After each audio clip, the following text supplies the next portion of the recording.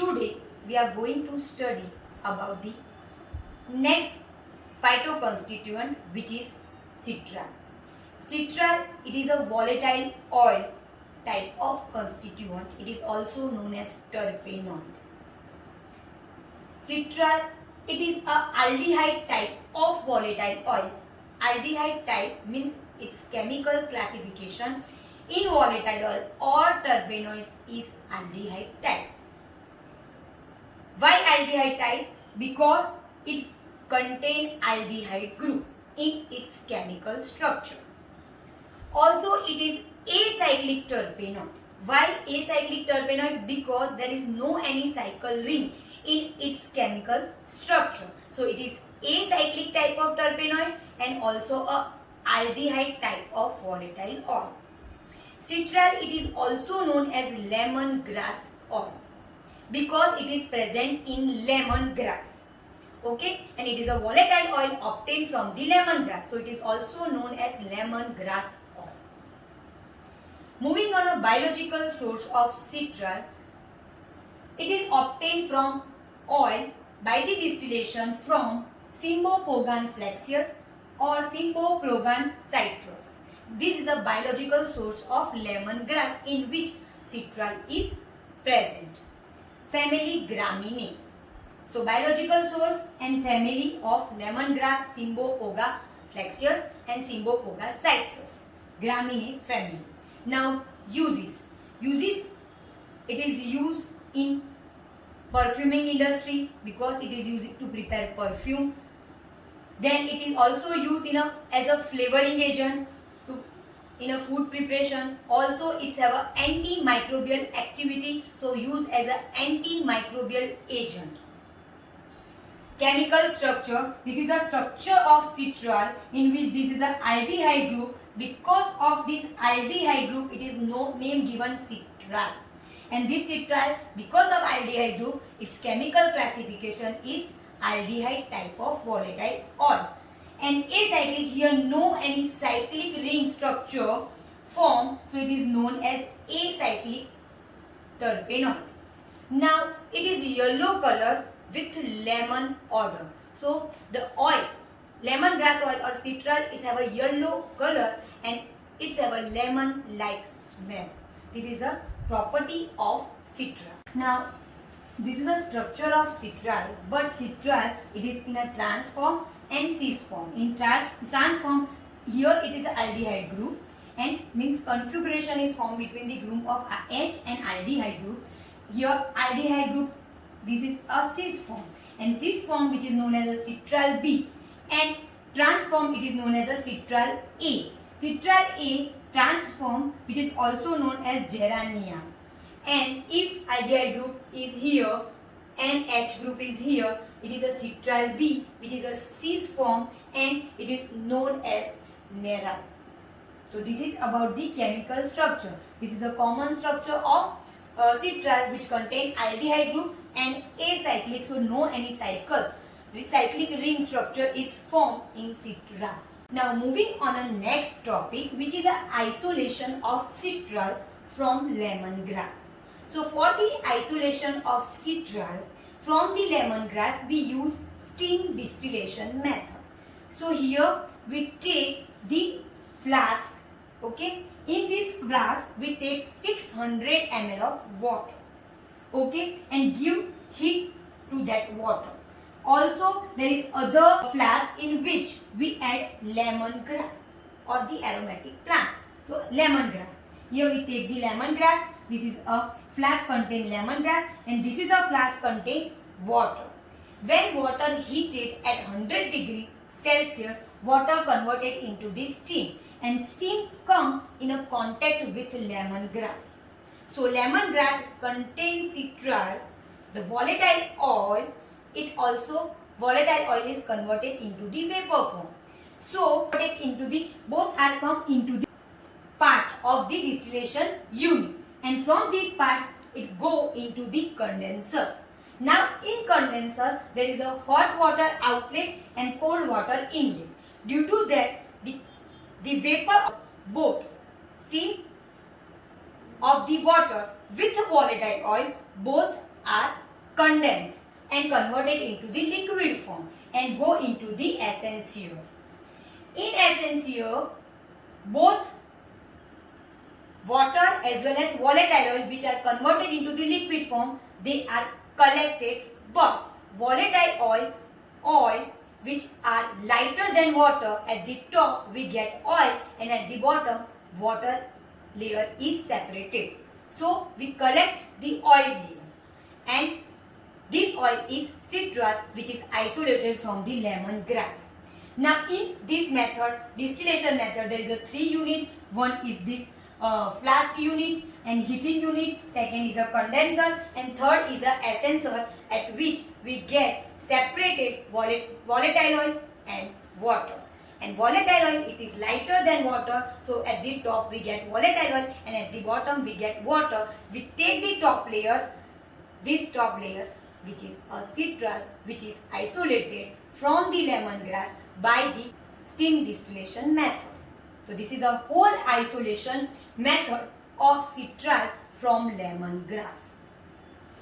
Now moving on to next topic, which is the identification taste of citral. So identification taste is a taste by which we can identify whether the compound, taste sample or isolated compound which is citral or not. The two identification tests, in which first identification test in which we take taste sample plus alcoholic solution of Sudan 3, red color produced. If red color is produced, means our taste sample is citral.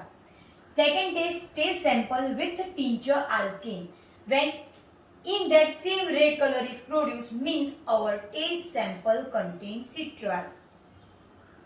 Moving on a next topic, which is a analysis of citral. First method of analysis, which is TLC, thin layer chromatographic method. As thin layer chromatography method, we know we require stationary phase, mobile phase. So here stationary phase we use is silica gel G. Mobile phase, which is toluene and ethyl acetate in ratio 8.5 1.5. So we take toluene 8.5 and ethyl acetate 1.5. RF value, as I told you, citral, it is in a two forms, citral A and citral B. Citral A, which is a trans form, and citral B, which is a cis form. If citral in a trans form, then RF value is near 0.5, and if citral in a cis form, the RF value is 0.3. So here we take the TLC plate and apply the taste sample as well as the standard citral constituent, okay, and keep that TLC plate in a mobile phase containing beaker. After specific time period, we come out that TLC plate, dry it, and then find the RF value of the spot and compare the test spot with the standard, okay, and by which the RF value, if trans form is 0.5 or cis form is 0.3, means our isolated compound or our taste sample is contained citral.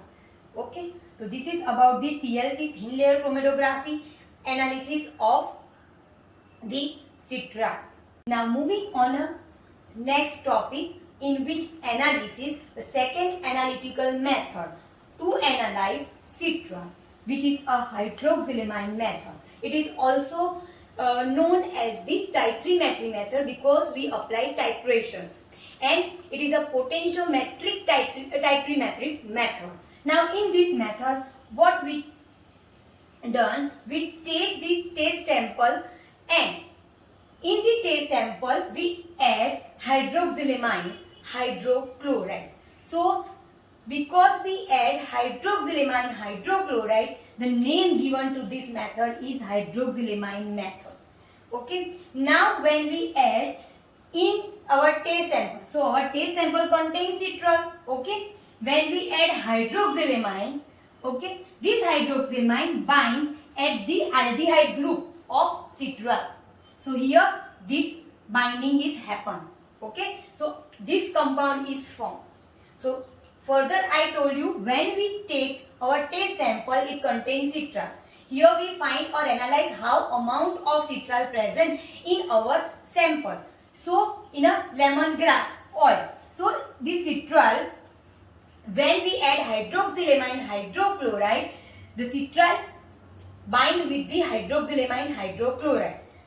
In that binding, the hydroxylamine group is bind on aldehyde group, on the aldehyde portion of citral. So here this group is bind and hydrochloric acid is liberated.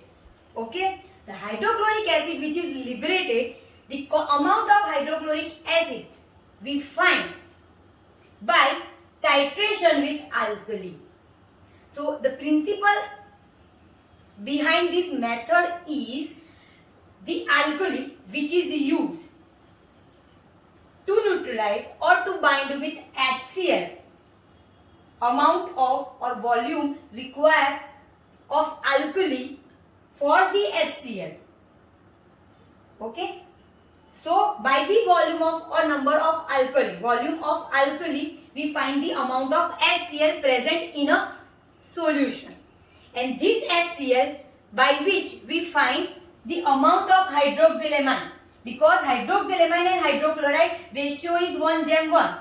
Okay, so by the alkali we know the HCl amount, and by the HCl we know the hydroxylamine amount, and by this hydroxylamine we know the amount of hydroxylamine which bind with the citral, and by which we find by the titration the amount of citral present in lemongrass oil. So through the alkali we find HCl because ratio is same. By the HCl we know the hydroxylamine because hydroxylamine and HCl ratio is same, and this hydroxylamine which is bind with citral, by which we know the amount of hydroxylamine means the amount of citral present in the sample. So by this method, hydroxylamine method, we find the amount of citral by the titration method, by the titration with the alkali. And why we titrate with alkali? Because here HCl is liberated after the reactions. Okay. Now the main note is the end point value which is changed when there is change in a pH. When there is a more difference in a pH value, at that time we get end point value more. So we keep in mind, we maintain the pH value of that solution. So this is a note of hydroxylamine method. So hydroxylamine method, why it is called hydroxylamine method? Because we use hydroxylamine hydrochloride solution, and this is the titration method, and titration method in which we use alkali for the titration.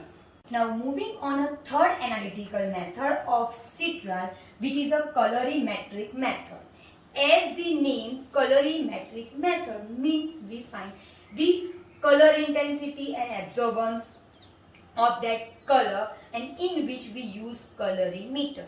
So here the instrument which is used is colorimeter, and colorimetric method, so here color is produced.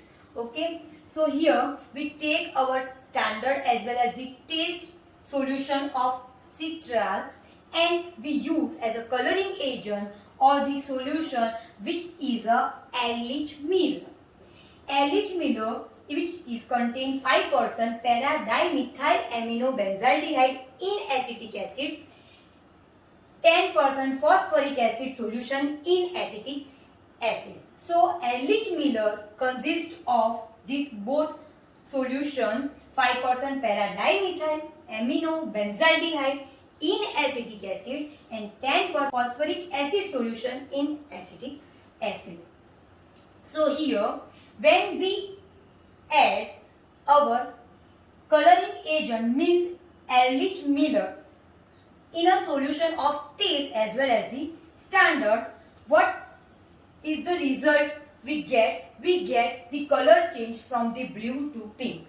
So each ml of above solution, this Ehrlich Miller solution is added in different amount of citral in acetic acid. So here we prepare the different dilution of standard solution of citral in acetic acid.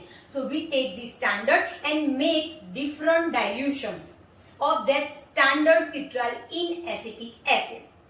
And then we take the coloring agent Ehrlich Miller and add in each dilution of the standard solution, as well as add also in our taste sample which contain acetic acid. Okay, so color change, which is blue to pink. Observe, we measure the absorbance and color intensity by using the colorimeter.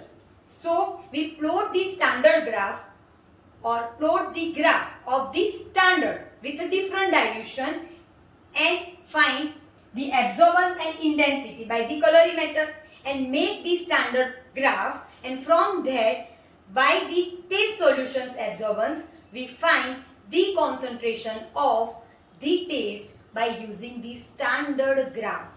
So here what we are using, we take the standard sample, make different solution, different dilution solution of that standard and make the taste sample, both the solution taste as well as the standard, both the solution prepared in acetic acid.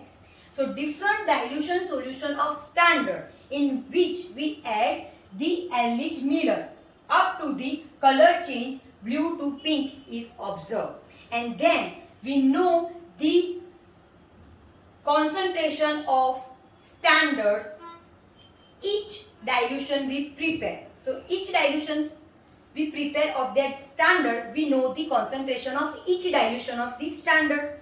Then we find the absorbance by using the colorimeter and plot the standard graph of that standard absorbance versus concentration. Now we take our taste sample which contains citral and add acetic acid. This solution we add Ehrlich Miller reagent, which is a coloring agent. If the color change which produce blue to pink color, we find the absorbance or color intensity by using colorimeter, and by the standard graph we find the concentration of our taste sample which contain citral. So by this method, here we use standard solution, and by using the standard solution, their color intensity by using the colorimeter, we find the concentration of our taste sample, means analyze our taste sample of citral. Okay, so this is a third method, colorimetry method. Colorimetry method because color is produced and we find the color intensity, and the colorimeter is used for this method. So method name is given colorimetric method. Now in colorimetry method, as I told you, we prepare the standard curve. This is a standard curve. The curve is produced versus concentration. Now as I told you, we prepare the different concentration of the standard, and by which we know the different concentration of that standard, we make the concentration line because we know the concentration of all the standard solution. Then we find by the colorimetry method different concentration solution of standards and their absorbance, and by that reading of absorbance we make this absorbance line. Okay, and then we make the coincide the concentration and its absorbance, make the dots on the graph paper and make this straight line. Okay, then we use our taste solution, find the absorbance by using colorimetric method by the colorimeter, take the absorbance of the taste sample. Okay, if our reading is come any value, we take that value and make a straight line over the standard curve peak or the standard curve line, by which we find the concentration. This is the absorbance we plotted over this line of the standard, and through which we find make the straight line over the concentration, we find the concentration of taste sample of our citral, and by which we find amount of citral present in taste sample.